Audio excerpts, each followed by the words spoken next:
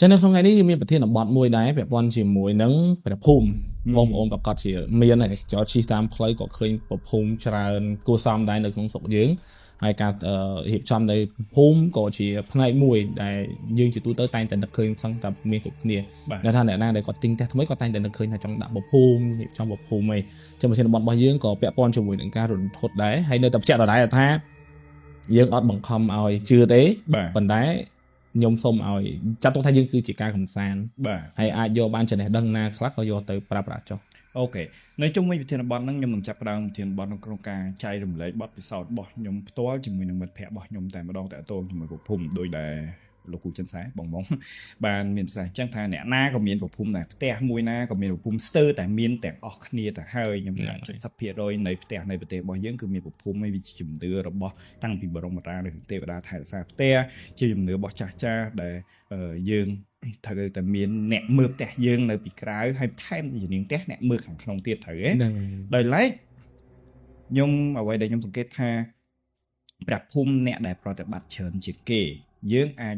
ជាម្ចាស់ផ្ទះភាគច្រើនអាចផ្លេចសែនផ្លេចអីចឹងទៅប៉ុន្តែអ្នកដែលប្រតិបត្តិជាងគេគឺជាអ្នករស់ស៊ី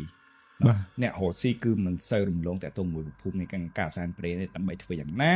ឲ្យរបបរបស់គាត់ដើរទៅមុខមិត្តភ័ក្តិរបស់ខ្ញុំគឺជាអ្នករស់ស៊ីអ្វីដែលគាត់ជារបបរបស់គាត់ហ្នឹងគឺគាត់សង់ផ្ទះរបៀបឲ្យកម្មករនៅហ្នឹងហើយធូរថ្លៃចឹងច្រើនបន្ទប់ច្រើនជាន់ចឹងទៅបាទអញ្ចឹងក្នុងករណីហ្នឹងគាត់មានប្រភូមិដូចគ្នានៅជុំវិញបរិវេណហ្នឹងក៏មានការប្រកួតប្រជែងដែរបាទអ្នកមានធនធានមានទ្រព្យសម្បត្តិក៏គាត់បានសង់ផ្ទះជួលឲ្យទៅខាងកម្មករដូចគ្នាដែរអញ្ចឹងវាមានការប្រកួតប្រជែងក្នុងការលេងតម្លៃក្នុងការមានស្អីគេខ្លះគ្រប់ពុកនៅក្នុងបន្ទប់ហ្នឹងអញ្ចឹងខ្ញុំជឿថាបងប្អូនដែលជាទស្សនិកជនច្បាស់ជាយល់ច្បាស់មែនទែនអញ្ចឹងករណីហ្នឹងបានកើតឡើងបែបនេះធម្មតាផ្ទះជួលយើងតែងតែមានឬក៏បន្ទប់ជួលយើងតែងតែមានកាមេរ៉ាយើងមានតែអីចឹងកាមេរ៉ាសុវត្ថិភាពដើម្បីចាប់ខៃលុំមានហេតុណាមួយដែលបកអញ្ចឹងទៅយើងមានផ្ោះតាងដើម្បីដោះស្រាយជាមួយនឹងអាជ្ញាធរដែនដីអញ្ចឹងដូចគ្នាក្នុងករណីហ្នឹងមានថ្ងៃមួយនៅជុំវិញហ្នឹងមានមនុស្សគាត់អត់សូវគ្រប់ស្តេចណាយើងពាក្យហ្នឹងតែគួរតែយល់ដែរអត់សូវគ្រប់ស្តេចអញ្ចឹងទៅគាត់ដើរតាមផ្លូវអញ្ចឹងទៅស្របពេលដែលមានសន្តិសុខមើលផ្ទះនឹងដូចគ្នាពេលដែលសន្តិសុខគាត់អត់បាននៅឈរមកកំឡុងពេលខ្លីមួយហ្នឹងមកកំឡុងពេលខ្លីមួយហ្នឹងស្រាប់តែមនុស្សដែលអត់គ្រប់សតិនេះទៅលួចយកតុក្កតាអញ្ចឹងខ្ញុំឲ្យបងប្អូនទាំងអស់គ្នាសម័យឃើញប្រភូមិក្បាច់ខ្មែរហើយមានលោកតាលោកយាយប្រភូមិនៅក្នុងហ្នឹងហើយលោកតាលោកយាយប្រភូមិហ្នឹងរៀបចំដោយគាត់ជឿលើខាងផ្នែកចិនសែដែរអញ្ចឹងណាអញ្ចឹងគាត់ឲ្យគ្រូចិនសែម្នាក់មកពីក្រៅស្រុកអីចឹងមកជួយរៀបហើយនៅក្នុងហ្នឹងដែរគាត់ដាក់ទេវតាដោយរំថ្វាយប្រភូមិហ្នឹងតោះខ្ញុំនិយាយរំថ្វាយប្រភូមិហ្នឹងអញ្ចឹងអ្នកដែលអត់គ្រប់ស្ទាក់មួយហ្នឹងគាត់បានយកតុក្កតាហ្នឹងទៅបានបន្តិចយកមកវិញតុក្កតាហ្នឹងដួលអញ្ចឹងនៅក្នុងការជំនឿរបស់មិត្តភ័ក្តិខ្ញុំក៏ផ្ដាំផ្ញើទៅលើអ្នកសន្តិសុខមើលដែរថាអាសាមើលផងណាកន្លែងហ្នឹងកន្លែងសំខាន់អញ្ចឹងអាសាសន្តិសុខមើលរាល់ថ្ងៃទេអត់មានអីប្លែកតោះថ្ងៃហ្នឹងគាត់ឃើញតុក្កតាហ្នឹងដួលគាត់ក៏រាយការណ៍ប្រាប់ថាអូតុក្កតាហ្នឹងដួលហើយបានថ្ងៃស្អែកដួលទៀតលើកឡើងហើយណាស្អែកដួលទៀតយើងទៅឆែកមើលកាមេរ៉ាក៏ឃើញអ្នកដែលសតិមិនល្អហ្នឹងយកមកដាក់វិញដដែលគាត់មានតែគាត់យកទៅហើយស្អែកឡើងគាត់យកមកវិញហើយវាលំដដែលពីរថ្ងៃចុះនេះអញ្ចឹងយើងក៏មិនគិតខ្វាយខ្វល់អីដែរគាត់ក៏ផ្ញើវីដេអូនឹងឲ្យមើលអញ្ចឹងណាហើយក៏ប្រាប់ដូចជាមិនមានបញ្ហាអីទេប៉ុន្តែក្នុងចិត្តខ្ញុំវាមានអារម្មណ៍អត់ស្រួលហើយវាមានអារម្មណ៍អត់ស្រួលត្រង់ថាវាមិនដែលតនេមមកលេងជាមួយនឹងខាងផ្នែកប្រភូមិរៀនទេវតាអញ្ចឹងដល់ថ្ងៃស្អែកឡើងដឹងបាត់អីលែងបាត់ទេវតារួមថ្វាយប្រភូមិឯងគឺបាត់រូបប្រភូមិតែម្ដងរូបដែលដាក់នៅក្នុងកណ្ដាលប្រភូមិបាត់មកគូនឹងមកអញ្ចឹងបងប្អូនអរគ្នាឆ្ងល់ថាគ្រាន់តែបាត់តាទិញថ្មីយកមកដាក់មកបានហើយណោះអត់ទេផ្លូវរស់ស៊ីផ្លូវកាត់កុំគ្នាយើងដឹងស្រាប់ហើយនៅពេលដែលដកលទ្ធផលចុងក្រោយបន្ទប់របស់គាត់តនេសឹងតែធ្លាប់តែពេញណាធ្លាប់ថាបើមាន100បន្ទប់ពេញ80បន្ទប់90បន្ទប់នៅសល់អត់ដល់10បន្ទប់ផង បាត់ភ្ញៀវអស់អាលីងហ្មងពីផ្ទះរបស់គាត់បាត់អស់អាលីងអញ្ចឹងចាប់ផ្ដើមភ័យថាមានរឿងអីកើតអីចាប់ផ្ដើមក៏មិនសូវចាប់អារម្មណ៍ណារៀបចំអីចឹងរៀបចំទៅទិញរូបស្នាក់ថ្មីក៏សួរខ្ញុំថាតើយើងគួរទិញនៅណាអីនៅណាអញ្ចឹងទៅខ្ញុំក៏ប្រាប់ថាអត់ទេវាត្រូវមានច្បាប់4អញ្ចឹងឲ្យលើកទឹកចិត្តឲ្យគាត់ទៅមើលគ្រូមើលអីចឹងទៅមើលសុំមកសួរច្បាស់អីឡាមុននឹងយើងធ្វើអីឲ្យច្បាស់លាស់អញ្ចឹងនៅពេលដែលមើលដឹងឃើញអីគឺគ្រូម្នាក់ហ្នឹងបានបញ្ជាក់ប្រាប់ថាប្រភូមិមួយហ្នឹងមានគេលួចអ្នកដែលលួចគឺជាដៃគូប្រកួតប្រជែងនៅចិត្តនឹងឯងអញ្ចឹងអារម្មណ៍របស់គាត់បានដឹងថាតើមានអីកើតឡើងណាអញ្ចឹងក្នុងករណីមួយហ្នឹងអត់ជឿក៏ពិបាកនឹងនិយាយថាអត់ជឿដែរពួកអីមនុស្សធ្លាប់តែមានភ្ញៀវពេញគ្រាន់តែដកភ្លាមមួយខែបាត់ភ្ញៀវអស់លីងយកស្អីមកបកភេទស្អីទាំងភ្ញៀវទាំងអស់គ្រប់ពេលដែលជ្រើសរើសបន្ទប់ជួលគឺគេតែងតែសរសើរបន្ទប់របស់គាត់គឺស្អាតជាងគេល្អជាងគេធ្វើទៅទំនងជាងគេពីមាត់មួយទៅមាត់មួយដែលធ្វើឲ្យភ្ញៀវរបស់គាត់កើនឡើងជាលំដាប់សុកស្អាតមកបាត់អស់លីងតែយកស្អីមកបកស្រាយទី1តែស្រស់ពេលនឹងគ្នានឹងដែរយូរហើយមិនក៏បុគ្គលដែលមិនគ្រប់ស្តេហ្នឹងដែលពាត់ជុំវិញនឹងអ្នកសាដើរនៅជុំវិញហ្នឹងមិនក៏មិនយកមានរឿងស្អីត្រូវយកនៅពេលហ្នឹងវាដាស្របគ្នាដល់ពេលអញ្ចឹងទៅក៏សម្រេចចិត្តថាយកទេវតាភូមិបាលបែបខែនខ្មែរម្ដងហ្នឹងហើយអញ្ចឹងមានទេវតាអង្គុយលើដើកយកទៅឲ្យលោកយកទៅប្រគេនទៅឲ្យដល់លោកដោះព្រំអីហើយយកទៅដាក់នៅកន្លែងប្រភពនឹងវិញប៉ុន្តែដាក់សួរដាក់ហើយតើស្ងប់អត់អ្វីដែលសំខាន់នៅពេលដែល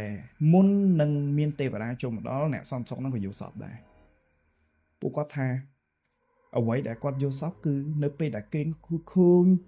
មកច្រើនមែនទែនសិតតែជាខ្មោចអាណាថាឈរនៅលើផ្លូវហ្នឹងហើយប្រាប់ថាអញ្ចឹងគេចូលមកនៅហើយប្រភពហ្នឹងគេចូលមកនៅហើយចង់មិនក៏គេត្រូវចូលមកនៅដែរអញ្ចឹងហើយអាការយកសំហ្នឹងដែលប្រាប់ទៅគ្រូបានប្រាប់ថាត្រូវធ្វើមិនដើម្បីការពារអញ្ចឹងទៅក្រោយពីបានការពារហើយដាក់រូបទេវតាភូមិបាលចូលទៅភ្លាមសន្សឹកនៅហ្នឹងយកសពទៀតយកសពថាមានលោកយាយចំណាស់ម្នាក់ស្លៀកពាក់បែបខ្មែរស្អាតទ្រង់គ្រឿងគ្រប់សពមានសេនាឆ្វេងស្ដាំប្រហែល 3-4 នាក់ទៀតដើរមកកន្លែងហ្នឹងហើយប្រាប់ថាគេបញ្ជាឲ្យគាត់មកមានន័យថាបើសិនជាយេស៊ូស្ដាប់បានន័យថាជាបរិវាររបស់ទេវតាភូមិបាលដែលគាត់ចាត់តាំងឲ្យមកយាមនៅកន្លែងហ្នឹងហើយអញ្ចឹងនៅពេលដែលមកដល់នេះសួរថាតើមានហេតុការណ៍អីកើតឡើងទៀតចម្លើយនោះគឺមនុស្សដែលអក្រស្តៈហ្នឹងនៅតែដើរកវែលនៅកន្លែងហ្នឹងឡើយទេព្រោះយើងបានឃើញទស្សនភាពរូបសំណាក់ទេវតាដែលរស់ហ្នឹងដួលដដែលហើយយើងមើលកាមេរ៉ាទៅក៏នៅតែឃើញដែរប៉ុន្តែតោះត្រង់ផ្លៃថាអត់អាចយកស្នូកណ្ដាលនឹងបានព្រោះដងហ្នឹងគឺយើងបិទស៊ីម៉ង់ជាប់បានមិនបន្តិចហេតុការណ៍ហ្នឹងកើតឡើងបាន2-3ដងបានមិនបន្តិចប្រហែលជាដៃគូប្រកួតរបស់គាត់យល់ថាអូគេបិទចិត្តហើយអញ្ចឹងយកអត់បានទេខ្ញុំខ្លួនឯងអ្នកយល់សពឃើញស្រាប់តែខ្ញុំនៅក្នុងយល់សពខ្ញុំគេងធម្មតាខ្ញុំបើកភ្នែកក្រឹបនៅឈរចំពីមុខប្រភូមិហ្នឹងបណ្ដោយឈរចំពីមុខប្រភូមិហ្នឹងណាតែចុះមិញមកដល់ប្រភូមិកន្លែងហ្នឹងអញ្ចឹងដល់ហើយទៅមានសម្លេងមួយនៅនិយាយពីក្រោយខ្នងខ្ញុំណាប្រាប់តែអញ្ចឹងគេចង់ធ្វើអីទៀតហើយប៉ុន្តែដងហ្នឹងគេយកម្ដងទាំងស្រុងអត់បានទេគេយកបានម្ដងបន្តិចហ្នឹងហើយយកបានម្ដងបន្តិចអញ្ចឹងក៏ខ្ញុំដឹងខ្លួនភ្លាមខ្ញុំទេទៅប្រាប់ទៅដល់ប៉ុនប្រាប់ខ្ញុំថាមិនអញ្ចឹងទៅអញ្ចឹងជាលទ្ធផលគាត់ក៏យកទៅភាសាជាមួយនឹងខាងអ្នកចេះរបស់គាត់អញ្ចឹងគេប្រាប់វិធីការពារឡើងអញ្ចឹងទៅក៏លទ្ធផលចុងក្រោយគឺឃើញថាកំណើននៃការជួលបន្ទប់របស់គាត់នឹងមានការកើនឡើងវិញប៉ុន្តែវាមិនមែនទាំងស្រុងទេវានៅតែមានភាពរដែតរដប់ដែលយើងអាចដឹងបានហ្មងថាវាប្រកាសជាមានបញ្ហាសុបិនមួយហ្នឹងវាមានហេតុស្អីមួយហើយដោយឡែកនៅពេលនេះគាត់ក៏អត់ទាន់អាចធ្វើអីបានដែរព្រោះយោងទៅតាមអ្វីដែលគាត់ប្រាប់ខ្ញុំគឺបែកខាងគាត់ហ្នឹង គឺត្រូវរងចាំឱកាសថ្ងៃល្អវេលាល្អឬក៏ធាតុស្អីល្អដើម្បីប្រព្រឹត្តពិធីណាមួយដើម្បីឲ្យជួយលើកស្ទួយឲ្យកន្លែងរបស់គាត់រកស៊ីបានវិញប៉ុន្តែក្នុងឥឡូវហ្នឹងក៏គាត់នៅតែជួបវិបត្តិហ្នឹងដែរក្រោយពីហេតុការណ៍ទាំងអស់បានកាត់ឡើងចឹងខ្សែរឿងរបស់ខ្ញុំមានប៉ុណ្ណឹងតាក់ទងជាមួយនឹងខាងរឿងប្រភពចុះជាយោបល់បងស្ដាប់រឿងហ្នឹងហើយបងយល់ថាម៉េចដែរក៏ប៉ុន្តែប្រភពដោយបងនិយាយចឹងថាមានប្រភពខ្លះយើងឃើញជាទ្រង់ទ្រីរៀនជាប្រភពក៏ប៉ុន្តែมันប្រកាសថាជាទេវតាទាំងអស់ទេអាស្រ័យទៅលើអ្នកដែលគាត់ដាក់យើងតាមតែយើងធ្លាប់មានបទពិសោធន៍ស្ដាប់ណាអ្នកខ្លះទៅគាត់ថាជាទេវតាអ្នកខ្លះទៅគាត់ថាមិនទេអ្នកថែផ្សេងលោកយាយអីលោកតាព្រះអង្គណាព្រះអង្គណីចឹងទៅចឹងគាត់ថាប្រភពយើងមានច្រើនទម្រង់មិនកំណត់មិនថាដូចជានាងផ្ទះយើងទិញហ្នឹងជានាងផ្ទះមក 100% គឺជានាងផ្ទះអត់មានអ្នកណាផ្សេងទេតែប្រភពខ្ញុំតាមតែស្ដាប់វាមានច្រើនណាអ្នកខ្លះថាជាទេវតាអ្នកភូមិបាលខ្លះទៅថាមិនមែនទេអរុកអរិយអ្នកតាវិញអីចេះមួយចុះពីរឬមួយក៏គេធ្វើរៀនប្រភពហ្នឹងទៅថ្វាយសម្រាប់អ្នកណាមួយដែលគេត្រូវការគេត្រូវមានអញ្ចឹងថាវាមិនមែនថារាប់ប្រភពគឺសុទ្ធតែជាអ្នកដែលយើងគួរតែដឹងថាជាទេវតាអញ្ចឹងបានវាមានពាក់ព័ន្ធជាមួយនឹងការកផ្លេតាមផ្លូវអីណាយើងឃើញប្រភពហ្នឹងអ្នកខ្លះគាត់កផ្លេអ្នកខ្លះគាត់អីអញ្ចឹងយើងគួរតែមើលឲ្យច្បាស់ថាជាអីសិនអញ្ចឹងបើសិនជាយើងអត់ច្បាស់ថាប្រភពនឹងជាអីទេហើយយើងអត់ហ៊ានកផ្លេយើងគ្រាន់តែមិនចាំបាច់ទៅខ្វាយខ្វល់ច្រើនទេយើងក៏ជិះតែទៅបាទអ្វីដែលខ្ញុំបានដឹងមួយចំនួនណាក៏យើងអាចសង្កេតឃើញដែរសម្រាប់បងប្អូនទាំងអស់គ្នាជិះតាមផ្លូវបើសិនជាប្រភពនឹងបែរចូលផ្ទះហ្នឹងហើយណោះប្រភពនឹងគេសេរីបែរឲ្យចំខ្លោងទ្វារផ្ទះគេហ្មងបាទភាគរយច្រើនគឺជាប្រភពទេវតាទោះក្នុងពេលឥឡូវហ្នឹងអត់ដឹងថាណាគេអ្នកនៅទេណាប៉ុន្តែដើមដំបូងគេបំផុតគឺប្រកាសជាទេវតាមានថាភាគរយខ្ពស់ទេវតាបាទភាគរយខ្ពស់គឺទេវតាអ្នករក្សាប៉ុន្តែបើសិនជាប្រភពហ្នឹងបែរមកផ្លូវថ្នល់ណាប្រភពហ្នឹងច្បាស់ 100% មិនមែនសម្រាប់ទេវតាបងយល់ចឹងបាទយើងយល់ចឹងយើងឃើញយើងច្រើនណាស់អ្នកបងប្រិយមិត្តគាត់ធ្វើដំណើរតាមខេត្តគាត់ប្រកាសជាឃើញតែតាមខេត្តទីទូទៅគាត់ដាក់ប្រភពមកបែរមកច្រើនផ្លូវមួយក៏ផ្លូវកោងផ្លូវបុកក្រុមដើមឈើធំយើងសុទ្ធតែមើលទៅពេលខ្លះយើងមានអារម្មណ៍ថាយើងពឺសបល់យើងទទួលអារម្មណ៍ជាស្រ័យខ្ញុំធ្លាប់មានមួយដែរតែពិតខ្ញុំនេះវាចូលទៅរៀងរន្ធត់ហើយខ្ញុំរំចាំស្ដាប់វាជារន្ធត់ពាក់ព័ន្ធនឹងប្រភពខ្ញុំមានច្រើនណាស់គាត់ថាប្រភពហៀបខុសឬមួយក៏ហៀបអីខ្ញុំគាត់ថាខ្ញុំគាត់ថាធ្វើដូចថាបងអីស្ងាត់ភ្ញៀវ like that ហើយឧទាហរណ៍ថាមានអ្នកដែលក្នុងសមាជិកគ្រួសារឈឺអីចឹងទេប៉ុន្តែខ្ញុំមានរឿងមួយហ្នឹងកាលហ្នឹងគឺពាក់ព័ន្ធនឹងប្រភព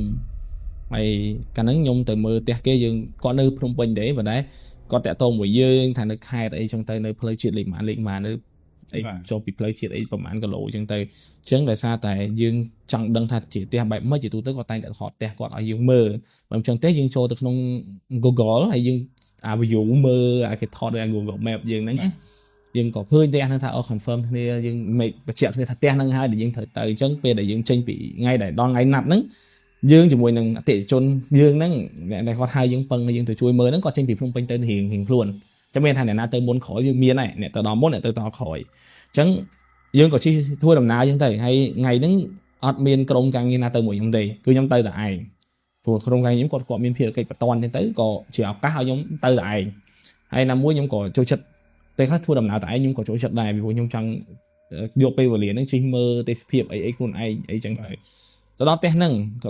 ពប់ខ្ញុំទាញទូរស័ព្ទមកមើលយើងប្រកាសជា 100% ថាស្គាល់ថាផ្ទះហ្នឹងទៅជាផ្ទះដែលយើងត្រូវមកមើលហើយបាទហើយយើងក៏អែបឡានចូលទៅគៀនដើម្បីយើងឈប់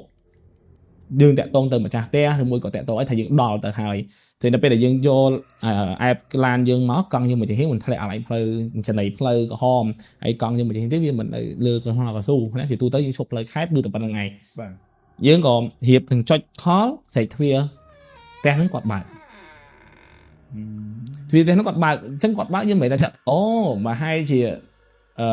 អ្នកនៅនោះគេមានកាមេរ៉ាឬមួយក៏អ៊ំហ្នឹងគាត់នៅផ្ទះហ្នឹងគាត់ឃើញគាត់បើកទ្វារហើយប្រហែលជាគេប្រាប់គ្នាដែរព្រោះផ្ទះហ្នឹងជាផ្ទះចាស់ទេប៉ុន្តែបើយើងនិយាយពីសម័យមុនផ្ទះហ្នឹងក៏ចាស់ហើយជាផ្ទះអ្នកមានក្នុងភូមិដែរថ្មហើយដូចសម័យបារាំងតិចអីបន្តិចតែជាផ្ទះបុរាណហើយតែជាផ្ទះបុរាណបើសម័យមុនដឹងតែជាអ្នកមានក្នុងភូមិតែម្ដងអញ្ចឹងយើងក៏គាត់ឃើញគាត់បើកទ្វារមកគាត់ចាក់ទៅលើសោច្រវាក់អីហើយគាត់បើកទ្វារកែហើយគាត់ចេញមកទៀតគាត់ឈរមកគាត់ខ្មៅអ៊ំចឹងណាហើយប្រហែលជាខ្សែជាងអត់គាត់ស្គមទេហុំកម្មាក៏ហមអត់មានពាក់អាវទៅវិញលើគាត់ប្រុសណាតាមជនបទគាត់ក៏លោកគ្រូគាត់បកដៃចឹងហើយខ្ញុំក៏បកឡានចូលដល់ក្នុង đầy nắng có thể là khổ cho thay hiện trời tính tới của đầy nó được chuyện đầy lồ chứ hay thuyền được hàng đấy tiền kia là điện chẳng trồ mà hiện chẳng ngại hay nơi một nó cứ miền xuân đạm chơi chẳng tới miền cái lại coi chẳng tới chẳng nhung có trồ làm mà đó nóng con có tiền thuyền nó từ bớt tay việc ắt cập chặt tê việc hoàn tất bớt và hai sau vấn đề sau việc cập chặt đấy nè có đa mà vậy mùi dương thom mà đa là là khổ ấy trái mùi màu ấy trái màu mưa tia hoặc mưa ấy mén nhưng còn than nâng ấy mà mưa tia chẳng ôm một ấy dương vậy mùi có chẳng tát cứ có chi em nơi chẳng ai bị dưỡng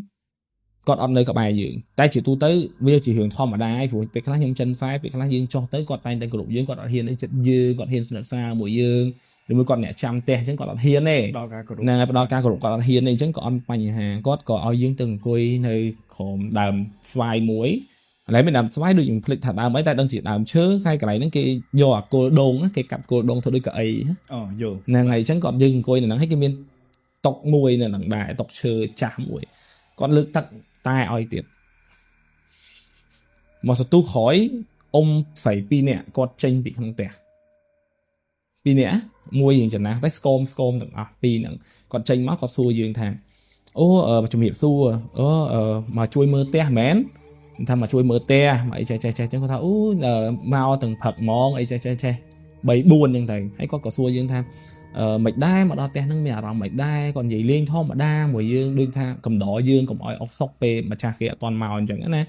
này ngày thấy nhông tầm 4 nhông cật thà ông pi nè nó có điện bẹ sầm điện bẹ có sạch bạn trường ông phổ cho nhông cật ta vài chỉ mà cha te số pe nó chập đau sập là mà nâng than là ná thì mà cha nó pe để dương xu còn ôm mà cha te mến thì sao mới nó nhông cật thà với ai passport đó có mày có xong chứ mà cha te mến mà dương xu thì sàn nắng cho một con chim cha te mến còn mình miên ca bạc cài bạc căn trở chẳng còn thiên số tây dương vậy như lên thom mà nè hay có thắng chậm tích ông cho từ không tích chẳng còn biên ấy do thay do dương mơ ấy chẳng đây dương có ai có tệ có chậm đang từ mà đó mà nè con chỗ mỗi ông nó có thay tổ theo ấy muội ấy ông phó nó có tới khỏi bạc đang ruồi chẳng soi dương mà này ai có biết lan mũi bọt trổ còn dương mượn khơi thằng lan nó chỉ lan ấy đi bởi sao tại dương cối thuyên chắc dương cối từ nè chắc thuyên nó nè cối khán nó bản mơ khơi tam bảo lọt thuyên tại dương cối chắc cứ dương mượn khơi đấy đừng tầm biên lan bọt tại sao tại một nó chỉ khổ họ đây khổ chắc bị bọt nó biên lư nhưng cam tắc này hay còn bật bài phim mất có thể trẻ phùm nó dập men sao mau lượng nó có trao cặp tịnh đây hay thầm lấy nó cứ nhom lư nơi pe này nhom cối không te nắng tại ai hay quặn giấy nó khang khẻ nhom lư sắp tiện nó tì khang khẻ là bỏ mà mình này đây là con xé chứ có thay thôi nhá mau nè nó cặp sao trâu là hốt đấng vì miệng ấy lui và vì trâu là hốt nó sao mau lượng nó có đạch đây ấy con có trâu con đấng này con có hồn thêm lục hú trâu bắt đây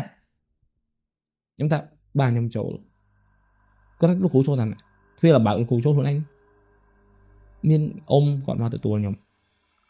như thế đó thì mình nhận đây lục hú chẳng bọn còn tên họ mình nhận này thì nhưng phải con thêm chẳng ngày nó nhọ ban mưa oi tí nhưng phải con chân mà để sao tại vì chỉ hướng một bận chắc ngày ta phủ khăn phân a cả đội số hay lượng tận ở dương tiện tận nó nên nặng ông nó có khơi pen tận nên nặng này vô là chụp phừ trong sọ ok nhưng hai cọt nhưng phải có ông này chui mồn lộ sột mồn mùi xong hồn sột mồn tôi mùi nhưng màu đài cho ngày sột mồn nó cứ ngay để nhưng mà chạy theo hoài mình không tiền quạt có màu sột mồn bàn tay chạy đòn ấy quạt được chỉ sột mồn quạt ở bàn mà nhưng mà bàn từ đó trong ngày để cái sột thì mình ta quạt sột hay mà ấy bàn say vào những từ cho nên là về để những trâu từ mưa tiền này quạt có ớt ngày đam hay ấy thà tiền nâng mình đây có còn là thà tiền nâng tục trào hoặc là nó có trong này tiền nâng ai từ chia tiền lùm hai vinh sài đây ấy chẳng nè trong vay tiền nâng trào ai từ chia đây lùm hai ấy xem vinh của tục trào UP có cách tham viên còn mình chỉ hưởng lõ xong làm phù sa quạt đài hay chẳng nhóm có chập đam trâu từ mưa quạt có đào tam bị khỏi nhóm vấn tay quạt ớt trăng tây lại nè đại nhóm tây ô tiêu ho thay nhóm thời đa tây không tẹt quạt có tại dân hai cái ngoại vô lên mình để kích nhá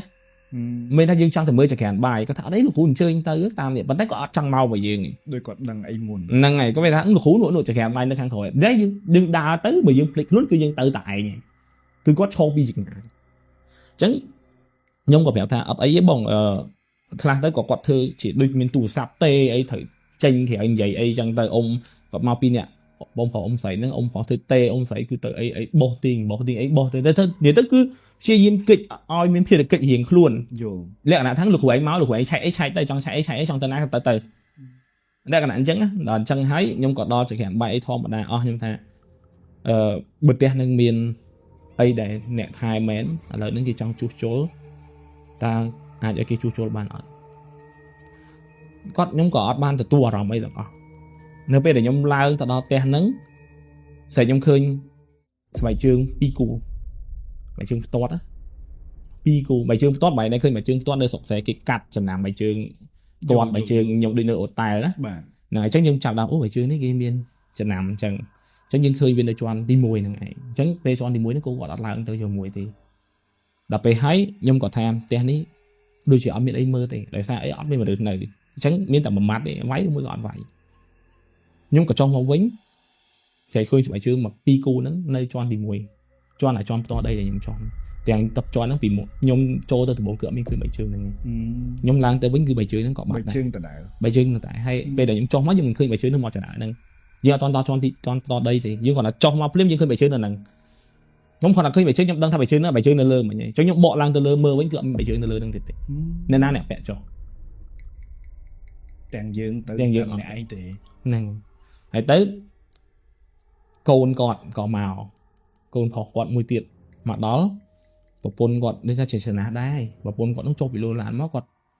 ម៉ែឪគាត់ប្រាប់ថាប្រពន្ធnàyមកដែរមែនthànhប្រពន្ធnàyអត់ថឹងមួយផ្ទះហ្នឹងណា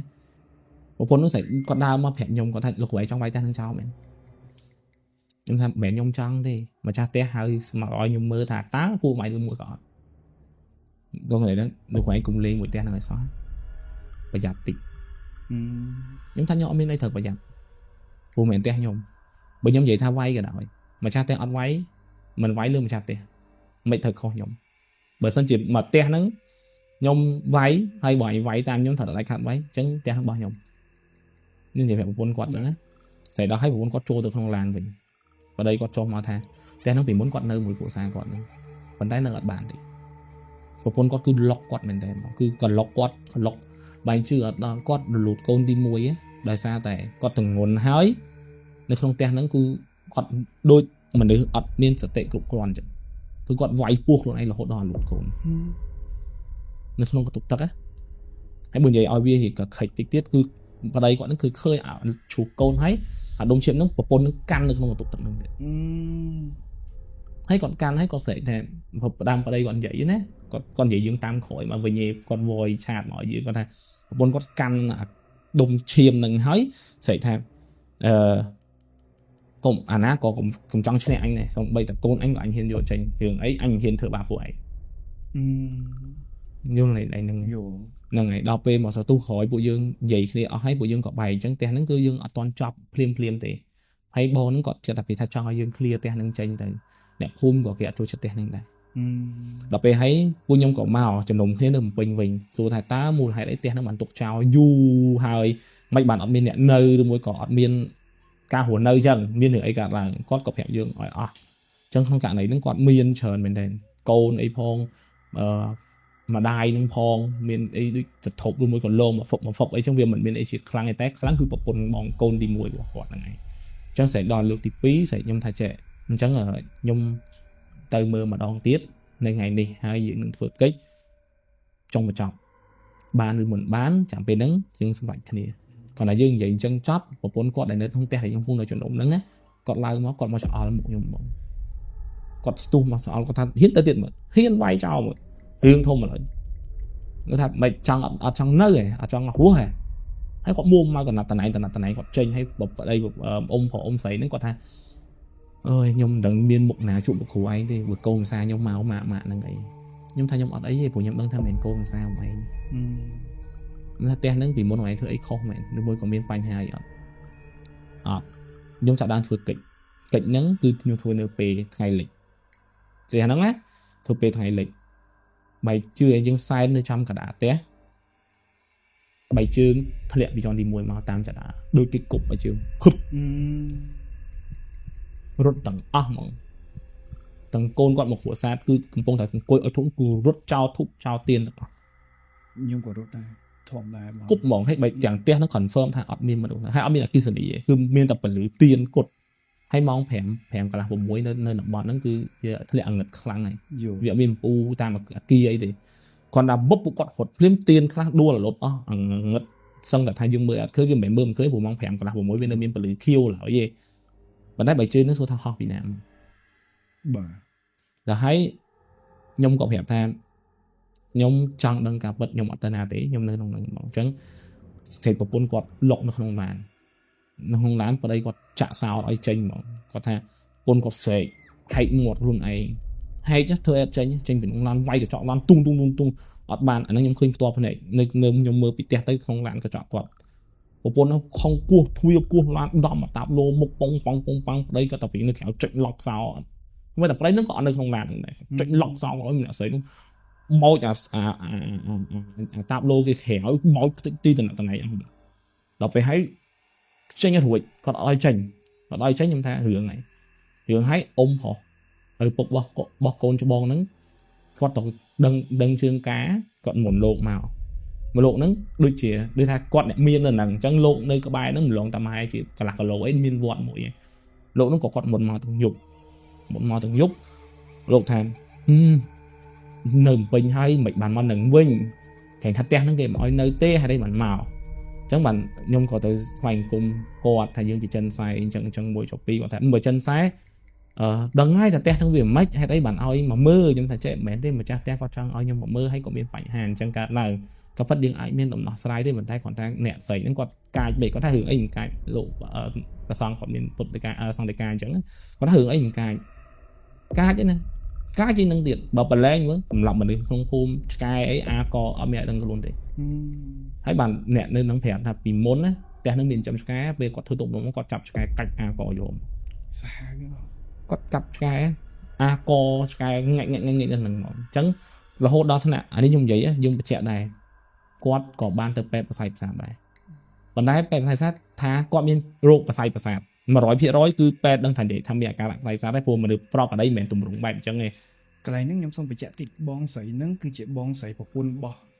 មែនទេគាត់នឹងប្រពន្ធរបស់កូនប្រុសច្បងរបស់អ៊ំស្រីពីរនាក់ហ្នឹងដែលថាគាត់មានជំងឺប្រស័យប្រសាទហ្នឹងគឺបងស្រីហ្នឹងណោះហ្នឹងហើយប្រពន្ធរបស់បងប្រុសអញ្ចឹងមានថាកូនប្រសារបស់អ៊ំកូនប្រសាទី1នៅក្នុងផ្ទះហ្នឹងហើយដល់ពេលឲ្យគាត់នៅក្នុងឡានគាត់ធ្វើឲ្យអត់រួចដូចហត់ដែរគាត់ចាប់ឡើងធ្វើបាបខ្លួនឯងគាត់ចាប់ហែកមាត់ខ្លួនឯងយកដៃពីរលូកចូលមកឲ្យគាត់ហែកមាត់ខ្លួនឯងទៀងឡើងប្តីគាត់ថាអូងាប់ប្រពន្ធខ្ញុំបានលោកគាត់យកទឹកទីនេះមែនហ្នឹងឲ្យដូចជាទឹកសុទ្ធទេហើយគាត់បើកកំបោរហើយគាត់ជះលើឡានហ្នឹងម្នាក់នឹងស្ងប់ដេកក្នុងឡានហ្នឹងទៅស្ដាយហ្នឹងហើយដល់ពេលហើយពួកខ្ញុំក៏ចាប់ដើមយកថាផ្ទះនេះមានអ្នកធ្វើនៅមានអ្នកគេធ្វើកិច្ចធ្វើអីមួយហើយដល់ហើយទៅបងម្នាក់ស្រីហ្នឹងនៅក្នុងឡានហ្នឹងពេលដែលស្ងប់ហ្នឹងក៏ទៅបើកទ្វារបើកអីចឹងគាត់យកចេញមកប្តីគាត់3ចេញមកអញ្ចឹងគាត់ថាចេះមាន3នាក់សក់សពងគាត់និយាយចឹងគាត់ឆ្អល់គាត់និយាយតិចតិចមនុស្សដូចហត់ណាគាត់ថា3នាក់តែថាស្រៀប3នាក់បងមាន3នាក់សក់សពងធ្វើបាបអូនណាធ្វើបាបអូនខ្លាំងណាស់មកទៀតឡើយដល់ពេលហើយលោកនឹងគាត់ក៏ចាប់ដើមយកសមាពតបោះពតអីពបចឹងគាត់ក៏អត់យើងមានសរំសវត្ថិភាពប៉ុន្តែបងស្រីនឹងគាត់នៅតែនិយាយដដែលគាត់ថាមានផ្ទះគេយើងសង់លើផ្ទះគេហើយគាត់និយាយឈ្មោះទៀតគាត់ថាអ្នកណាអ្នកឲ្យមិនអីគាត់ថាអ្នកណាអ្នកឲ្យម្នាក់ហ្នឹងមិនអីពួកយើងចាប់ដើមឆ្ងល់ថាហេតុអីបានយើងសង់លើគេមិនបានមានអ្នកណាមកឲ្យមិនអីយល់ន័យហ្នឹងអត់សូវយល់សំបញ្ជាក់គាត់ប្រាប់ថាមាន3នាក់យើងសង់នៅលើផ្ទះគេហើយមានគេឲ្យមិននៅឡើយហ្នឹងមិនឆ្ងល់ទេឆ្ងល់បន្ទាប់មកពួកយើងចាប់ដើមអត់ដឹងប្រស្នាហ្នឹងមានន័យថាម៉េចលោកក៏គាត់ថាចេះបើញោមអីចង់ធ្វើផ្ទះគាត់ធ្វើហ្មងទៅអញ្ចឹងគាត់ចាប់ដើមធ្វើកិច្ចធ្វើអីហើយស្អែកមិនម្លងណាខ្ញុំនិយាយថាយើងអត់និយាយម្លងអីសម្រាប់វាមកសប្តាហ៍2សប្តាហ៍ទៅមុខទៀតហើយអញ្ចឹងក៏ចាប់ដើមកាយផ្ទះក្រុងពលីធ្វើផ្ទះប៉ែទី1ដែលខ្ញុំឲ្យធ្វើគឺកណ្ដាលដីជោគមកដោយប្រភូមិ3ដែលគេកប់នៅក្នុងផ្ទះហ្នឹងប្រភូមិកពូស្រួយកប់ហ្នឹងគឺមាន3ក្រហម3ក្រហម2ស1សពណ៌ដីប្រហែលយើងអាចថាប្រឡាក់ដីហើយនៅក្នុងប្រភូមិហ្នឹងមានកោតសាហាវអញ្ចឹងសួរថាតើវាមានរឿងអីកើតឡើងនៅក្នុងផ្ទះហ្នឹងពីដើមគាត់ថាអត់មានទេ គាត់ថាធ្លាប់មានម្ដងកាលហ្នឹងកន្លែងហ្នឹងគាត់វាជាដងវាជាស្រះដែលស្រះហ្នឹងវាចំកណ្ដាលផ្ទះហើយដល់ពេលក្រោយមកកូនមានឡានទៅអត់កន្លែងចតឡានគាត់ក៏ហៅជាងមកលុបស្រះហ្នឹងលុបយល់នៃហ្នឹងលុបស្រះហ្នឹងហើយគាត់ថាជាងដែលលុបស្រះហ្នឹងគឺជាជាងមួយដែលពេលដែលលុបហើយគឺគាត់គឺអត់ត្រូវគ្នាពេលធ្វើអត់អីទេតែដល់ពេលធ្វើហើយគឺមាត់មួយជាងហ្នឹងគឺអត់ត្រូវគ្នាយល់ឆ្លោះគ្នារហូតឆ្លោះគ្នារហូតហើយក៏ប្រាប់ទៅថាអ្នកស្រីហ្នឹងប្រាប់ការដែលគាត់និយាយដំបូងហ្មងថាអ្នកណាអ្នកឲ្យប្រាប់គាត់ប្រាប់ឈ្មោះហ្នឹងលោកហ្នឹងក៏គាត់ស្គាល់គាត់ថាតែហ្នឹងគាត់ខូចបាត់ហើយស្លាប់យូរហើយស្លាប់ដែរដូចជាអាការៈដូចញោមស្រីចឹងដែរដល់ហើយបានពួកយើងចាប់ដើមគិតថាវាមិនមែនជាជាងហ្នឹងអ្នកមកដាក់ទេអាចនឹងមានអ្នកទិញគាត់ដើម្បីឲ្យយកមកធ្វើនៅផ្ទះហ្នឹងអញ្ចឹងគឺយើងក៏ដាច់អត់ដឹងថាអ្នកណាយើងក៏ហ្នឹងហើយពួកយើងដាច់អស់ហើយអ្នកកប់ក៏គាត់ស្លាប់ហើយអ្នកដែលបងស្រីដែរគាត់នេះដល់ពេលដែលយើងកាយប្រភពនឹងចេញមកគឺគាត់លែងមានបញ្ហាហ្នឹងទៅហើយមើលមាត់គាត់ដល់ថ្ងៃគឺមាត់គាត់ធំដោយសារតែគាត់ហែកខ្លួនឯងគាត់ហែកមាត់ខ្លួនឯងហើយគាត់ថាមិនមែនលើកទី1ទេដែលគាត់ហែកខ្លួនឯងគាត់ថាសំបីតែកញ្ចក់ជើងគាត់ទៅក៏គាត់ដកខ្លួនឯងដែរទៅពេលធ្វើទុកម្ដងគាត់ថាប្តីគាត់ថាចង់ឈួតជាមួយគាត់អង្គុយចឹងមេជើងគាត់ចាប់ដៃគាត់ទាញកញ្ចក់គាត់ដល់ថាបូតជាឈាមគល់អីក៏មានសាហាវហើយយើងសួរដែរថាមិនបានអត់រកគ្រូឬមួយក៏អីចឹងណាគាត់ថារកដែរតែគេថាមួយថាអញ្ចេះមួយថាអញ្ចោះទៅវាអត់មានឃើញអីប្រសើរក៏បដ ாய் ទៅតាមហ្នឹងទៅតែបញ្ជាក់ដូចគ្នាថាគាត់បានទៅរកពេទ្យដែរបាទតែពេទ្យនៅតែឲ្យថ្នាំមួយគេទេដឹងហើយបើពាក់ព័ន្ធនឹងជំងឺប្រស័យប្រសាទឬមួយក៏ពាក់ព័ន្ធជាមួយសតិអារម្មណ៍គឺគេមានថ្នាំមួយគេជាគោលហើយព្រោះគាត់ដឹងតែគេច្រើនគឺគេច្រើនមិនគេនឹងឡើងទម្ងន់ណាមានសាច់ខ្ញុំចង់និយាយថារឿងប្រភូមិគឺវាច្រើនមែនតើហើយតែរឿងនេះបើសិនជាស្ដាប់មកវាមានកន្លែងខ្លះវាអត់សូវរន្ធត់ខ្ញុំហ៊ាននិយាយអញ្ចឹងដោយសារតែវាមានរឿងច្រើនទៀតនៅពីក្រោយហ្នឹងដែលខ្ញុំអត់ដឹងថាត្រូវរៀបរាប់វាមិនដូចមុនកម្មវិធីអញ្ចឹងក៏ប៉ិតខ្ញុំប្រាប់បងឯងតាំងពីមុនថតថាខ្ញុំអត់ចង់និយាយរឿងហ្នឹងទេតែរឿងហ្នឹងវាជារឿងមួយដែលអាក្រក់មែនតើដែលវាជារឿងមួយដែលអាក្រក់ខ្លាំងសម្រាប់ខ្ញុំក៏វាជាអាក្រក់វាមិនសូវជាប៉ះអីខ្ញុំប្រហែលទេប៉ុន្តែសមាជិកគ្រួសារគាត់គឺអាក្រក់ទាំងអស់ខ្ញុំមិនចង់ថាប្រភូមិអានេះយើងរឿងដែលពាក់ព័ន្ធនឹងប្រភូមិអញ្ចឹងគួរតែមានការប្រុងប្រយ័ត្នធ្វើអីមួយសិក្សាឲ្យច្បាស់លាស់សិនអញ្ចឹងសង្ខេបឲ្យស្រួលស្ដាប់បានន័យថាពេលដែលគាត់ទិញដីនឹងហើយផ្ទះនឹងមានហើយស្រាប់ត្រូវទេផ្ទះនឹងមានហើយបានន័យគាត់មិនមែនទិញហើយសង់របៀបបុរាណថ្មទេអូអានឹងអត់ដឹងទេអត់បានសួរគាត់ពីដើមថាផ្ទះនឹងជាពេទ្យគាត់សង់ខ្លួនឯងឬមួយគាត់ទិញពីគេយើងអត់ដឹងទេណាដឹងតែថាផ្ទះនោះគាត់នៅពីដើមតាំងពីជំនាន់ហើយអូតែរបស់គាត់ពីយូរហើយហ្នឹងហើយយូរគាត់និយាយថាគាត់ថាចេះផ្ទះហ្នឹងអូនឯងគិតមើលនៅជំនាន់ហ្នឹងឲ្យតែខែវស្សាមកទឹកលិចទាំងអស់អត់តែផ្លូវចូលផ្ទះអ៊ំហ្នឹងទេអញ្ចឹងដឹងឲ្យតែផ្ទះអ៊ំមានប៉ុណ្ណាអាចចាក់ដីលើកផ្ទះខ្ពស់ជាងបឹងជាងបន្លាយយោតែសក់ក្រោយមកគេចាក់ដីធ្វើផ្លូវទៅវាចាប់ដើមស្មើបាទហ្នឹងគាត់និយាយអញ្ចឹងគឺអាចដឹងពីភាពមានរបស់គាត់នៅក្នុងជំនាន់មុនហ្នឹងឯងបាទហើយបន្ថែមពីលើនឹងទៀតបើសង្ខេបមកវិញឲ្យស្រួលស្ដាប់បាននៅខាងបើយើងចូលទៅខាងឆ្វេងដៃមានស្រះហ្នឹងដល់ពេលមានស្រះអ្វីដែលយើងបានជីកពួកខាងជាងបានជីកឃើញគឺប្រភូមិដែលនៅកន្លែងដីលុបស្រះហ្នឹងហើយកន្លែងស្រះហ្នឹងអញ្ចឹងពួកយើងក៏គិតថាអ្នកដែលមកលុបហ្នឹងគឺយកប្រភូមិមកដាក់ហ្នឹងឯងធៀបពិតមែនទេមានអ្នកផ្សេងដែលទិញហ្នឹងឯងជាងដែលខូចហ្នឹងគឺជាងដែលធ្វើស្រះហ្នឹងបាទគាត់ធ្វើឲ្យគាត់ឆ្លោះគ្នាមួយម្ចាស់ផ្ទះហើយគាត់ចាប់ដើមមានបញ្ហាសតិអារម្មណ៍ហើយក៏រកលោកក៏ជួយអត់ទាន់លោកជួយបានទៅគាត់ក៏ស្លាប់ទៅអញ្ចឹងយើងអត់ដឹងថាអ្នកណាអ្នកឲ្យមកធ្វើរឿងហ្នឹងទេទាន់អញ្ចឹងរឿងនេះអាចនិយាយបានថាដូចនៅជាពាក់ប្រិមិត្តឡើយខ្ញុំកំពុងតែគិតថាតើគួរតែនិយាយអីឲ្យវាកាន់ជាជីនឹងទៀតតែលើកនេះយើងនិយាយពាក់ព័ន្ធភូមិខ្ញុំក៏ប្រហែលផ្សេងប៉ុណ្្នឹងថាវាសាហាវតែបើមានឱកាសលើកក្រោយដែលខ្ញុំអាចគិតថានិយាយបានខ្ញុំនឹងនិយាយឲ្យចូលរន្ធត់ជាងហ្នឹងអូខេសង្ឃឹមថាបងប្អូនទាំងអស់គ្នាចូលចិត្តនៅវីដេអូមួយនេះអានេះអ្វីដែលបងគាត់បាននិយាយគ្រាន់តែជាផ្ដើមនៃសេចក្តីរឿងហ្នឹងហើយវាមានដើមសេចក្តីរឿងហ្នឹងខ្ញុំឡើងញាក់សាច់បាក់សក់ប៉ុណ្្នឹងសូម្បីតែស្ដាប់ខ្ញុំដឹងស្ដាប់ខ្ញុំមានអារម្មណ៍ថាខ្ញុំនិយាយអត់ដូចមុនទេនិយាយដូចរឿងមុននេះមានអារម្មណ៍ថាវាខ្ញុំនិយាយដូចនៅមានអារម្មណ៍ថាលាក់បាទនៅគិតថាកន្លែងនេះគួរនិយាយអត់បើអត់និយាយយកអីមកដាក់វិញខ្ញុំអត់ដឹងស្អីវិញអញ្ចឹងក្នុងករណីហ្នឹងក៏ខ្ញុំសំណូមពរឲ្យបងប្អូនទាំងអស់គ្នាយល់ដូចគ្នាដែរធម្មតានៅពេលដែលទោះខ្ញុំក្តីទោះគាត់ក្តីនៅពេលដែលយើងចែកម្លែកសាច់រឿងរបស់ប្រិមិត្ត ក៏យើងអាចនិយាយទាំងស្រុងបានដែរមិនមែនក្នុងគោលដៅមួយដែលចង់លាក់កន្លែងសាច់រឿងធ្វើឲ្យវាជក់ចិត្តដិតអារម្មណ៍អីទេមិនមែនកន្លែងហ្នឹងទេអ្វីដែលសំខាន់គឺពេលខ្លះរបស់ដែលយើងមើលអត់ឃើញយើងប៉ះពាល់គេដែលទោះក្នុងបំណងណាក៏ដោយយើងរាប់ថាប៉ះពាល់គេដែលវាមានប្រតិកម្មមួយចំនួនដល់អ្នកនិយាយហើយខ្ញុំជឿថាមាន channel ច្រើនណាឧទាហរណ៍ដងសុភាវិត channel បងសុភាវិតក៏គាត់បាននិយាយដែរថាពេលតែគាត់និយាយម្ដងអីអញ្ចឹងហ្នឹងហើយគឺតែងតែបបប៉ះចំគ្រួគុំវិញបប៉ះចំគ្រួគុំប៉ះចំគ្រួខ្មោចប៉ះចំអីវិញគឺយប់ឡើងគឺដឹងមានការងារធ្វើហ្មងមានការងារធ្វើទោះគាត់មិនបញ្ចេញឈ្មោះមិនបញ្ចេញទីតាំងក៏ដោយ